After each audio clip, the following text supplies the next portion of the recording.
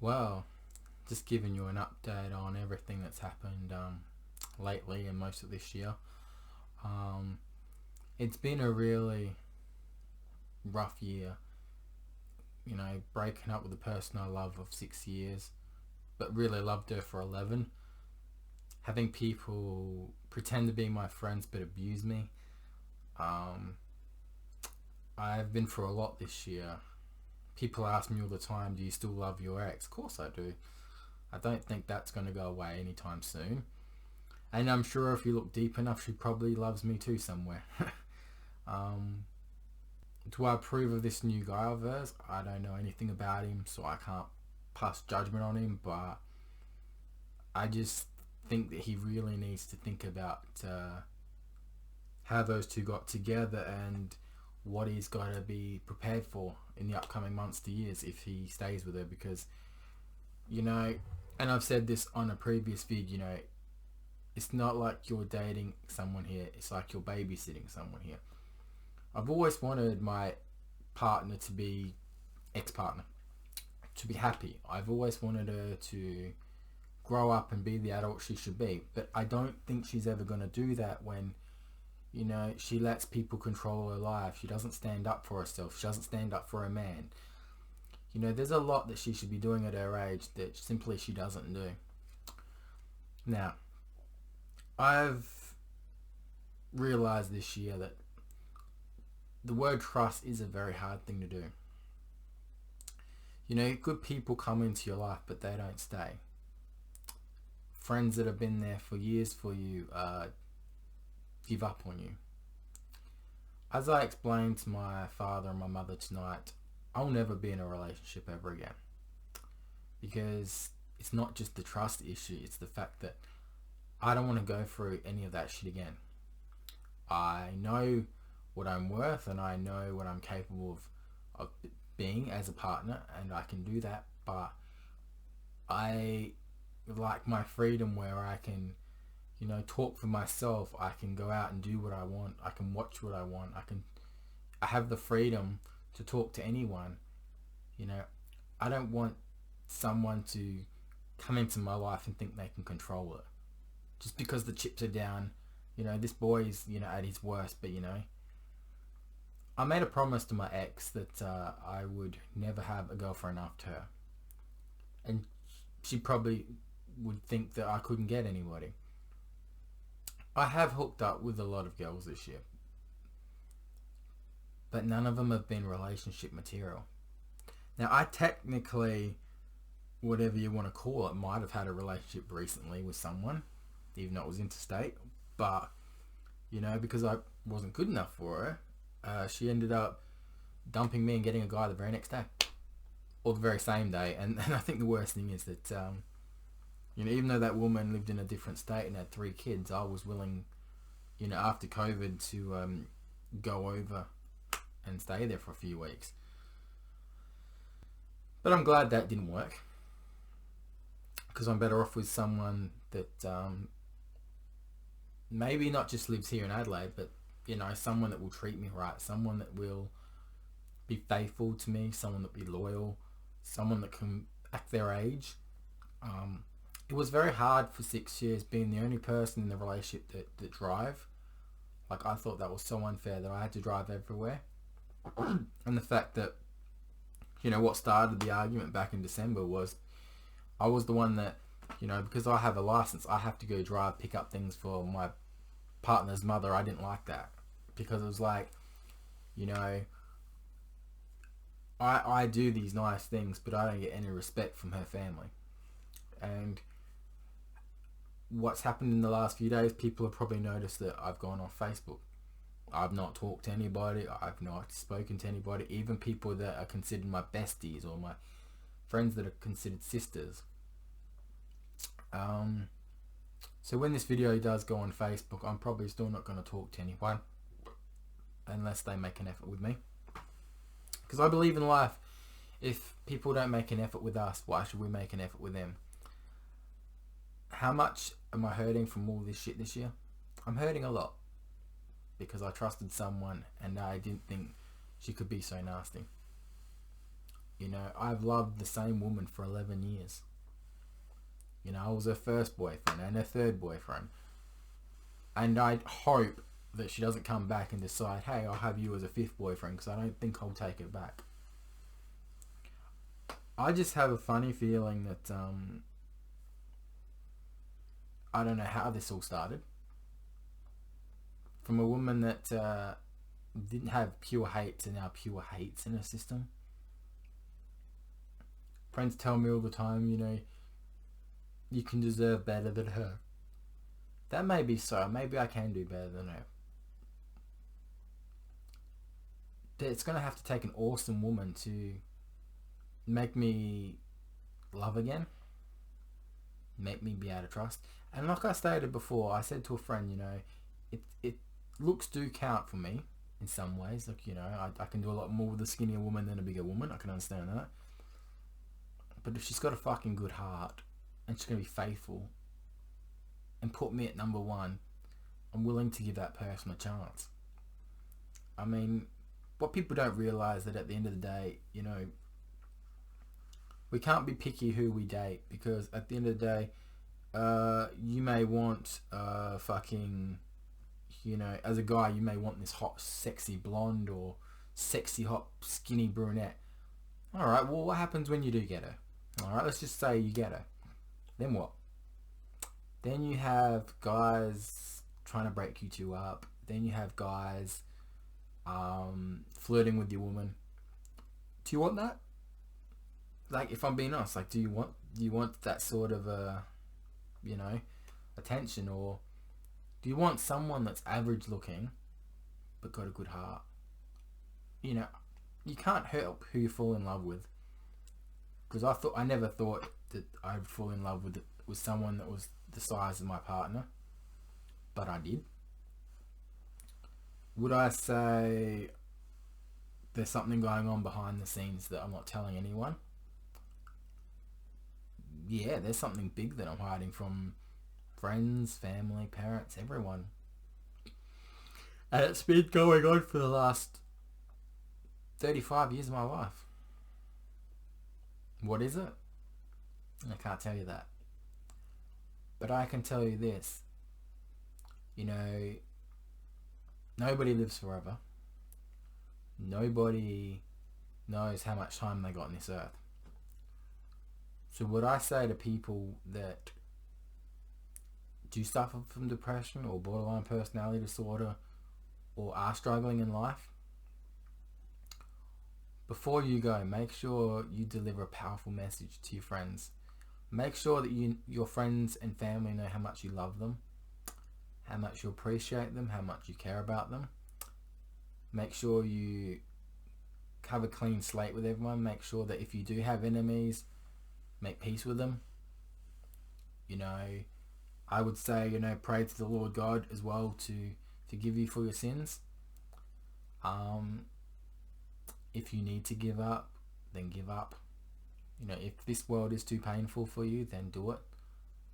But don't tell anyone. Just go on your own terms. I'm not condoning it or not condoning it, but if you are someone that is suffering and you don't want to be a burden and you don't want to, you know, continue this life, then the most important thing to do, don't tell anyone you're going to do it, because number one, they're going to stop you. Well, the decent ones. Or number two, they're just going to call the cops on you and you're going to get locked up. So I know it can be hard for people, because some people don't have parents anymore. Some people don't have any friends.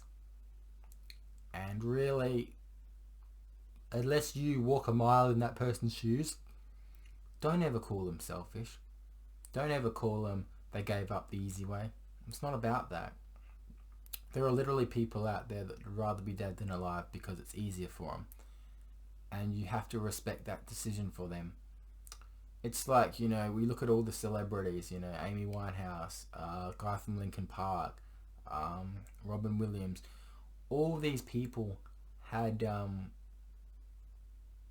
you know, money, fame, they had everything.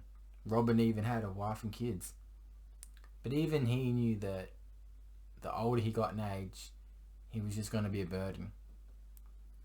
And he wasn't trying to give up on his family or his kids. He just wanted to make their lives a lot easier so they wouldn't suffer with him.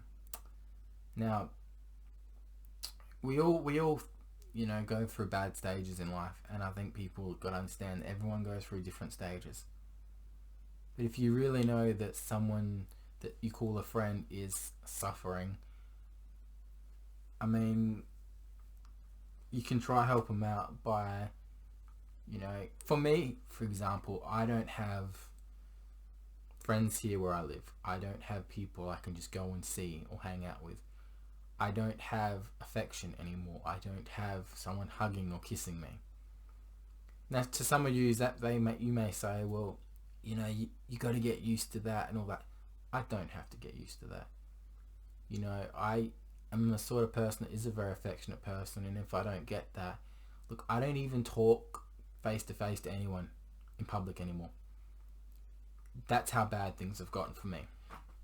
It's easy that I can do these YouTube vids and these Facebook vids and stuff, and I can talk to people. They say they love and care about me as a friend, but at the end of the day, it's not enough. I understand that you care about me and you want to be my friend and stuff, but I found peace in myself. I have love in my heart. I'm very grateful for everything the Lord has put into my life. I'm very grateful for everything.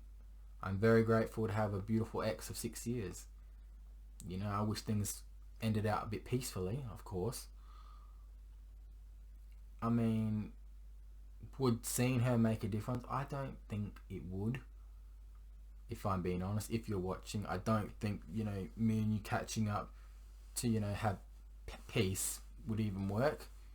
There's peace on my behalf. Like, I've got no anger towards you or anything. I haven't got any anger for anyone, because I think the way the world is right now, there's no time to be angry at people.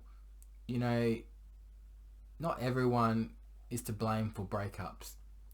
Both parties are responsible for mental abuse, physical abuse. You've got to understand that if someone you were dating did the wrong by you, have you ever thought that you could have been doing the wrong by them? Example, what if there was things you were saying to your partner that triggered them off and made them upset or angry? Did you ever tell them that?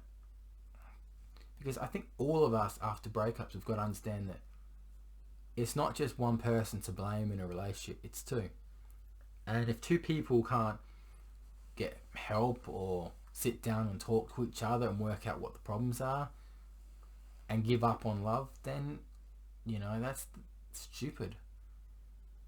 Now, I've come to peace with myself. I'm not angry for anything I've done. I'm angry that I let it drag on for this whole year, that's for sure, when I could have maybe found somebody. Finding out the way I did wasn't very nice, but, I made a video on here ending the relationship. I never wanted to, but, when your partner's got somebody, you have to. But I want people to listen to this message, and if you've got friends going through the same thing, share the message with them, because the hourglass is ticking, and those sands in that hourglass is almost gone. So I suggest anybody out there that knows someone with depression or going through a rough patch, it's your role as a friend to reach out and now help them. Whether that, say for my example, me just having friends I can see and catch up with is what I want. Now, female friends, obviously, because I don't get along with males, I never have. I just feel like I can be myself more around females, because like when you're with a guy, you can't open up and show your feelings and have, all these feelings and stuff. You can't pour that out to your male mate. It's not cool. But be yourself, everyone. Don't change the way you are for someone. Just because you're dating someone, that doesn't mean you have to change to impress them. Because if you have to be fake and be someone you're not in front of them, it will never work. You want someone to fall in love with you for you. if you're a girl that also, is one of these girls that knows she's got the looks and know that, she can get any guy, before you start criticizing other guys and saying that all guys want you for your body, well, why don't you try to talk to some guys and give them a chance? Because I know a lot of my female friends on Facebook, they say, oh, I'd love to catch up with you. You're such a good looking bloke. You'd make any girl happy. And then it stops there. And then, like, if you say you want to go on a date or something, oh, we're just mates, that's all it can be. Well, number one, stop saying I'm attractive. Number two, stop saying I'd make a good boyfriend to anybody. Because at the end of the day, you're just fucking with my head and probably fucking with some other guy's head. Especially there's some girls that will talk to you like, hey babe, how you going? Hey sweetie, how you going? Hey love, how you going? Or hey cutie. The moment you girls start writing that to a guy, whether you're being friendly or not, the guy can take that like you're interested in him, and you have to be careful, because the more you keep saying that, the more the guy will think you're interested in him. Now, I have a lot of friends that say they love me as a friend, but there's loving someone as a friend, and then there's, look, I care about you whether you live or die. Are you okay? Can I message you? Can I ring you up sometime, You want to be a good friend to someone, you need to step up and prove you're a friend to them. And if you're a girl that does play games with guys, if you have no intention of catching up with the guy or giving him a chance, then don't be on his Facebook. Like, there are guys that are out there, adding single girls on Facebook. They're trying to get to know them and maybe start a friendship and maybe a relationship. And you're one of these girls that say, yeah, I'll meet up with you, I'm going to meet up with you, and you never do. Then you're giving the guy false hopes. You're giving him, and believe me, there's like 3 or 4 girls on my Facebook that do that to me.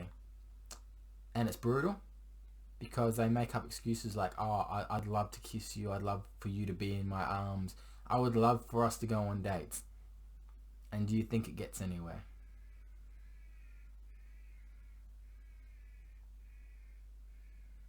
Sorry, there was just some strange noises coming from outside. But we've all got to be careful how we conduct ourselves, because one day we may say something that could end someone's life. And I've stated before, you have the power to save somebody's life, save their life. But if you destroy their life, that's on you.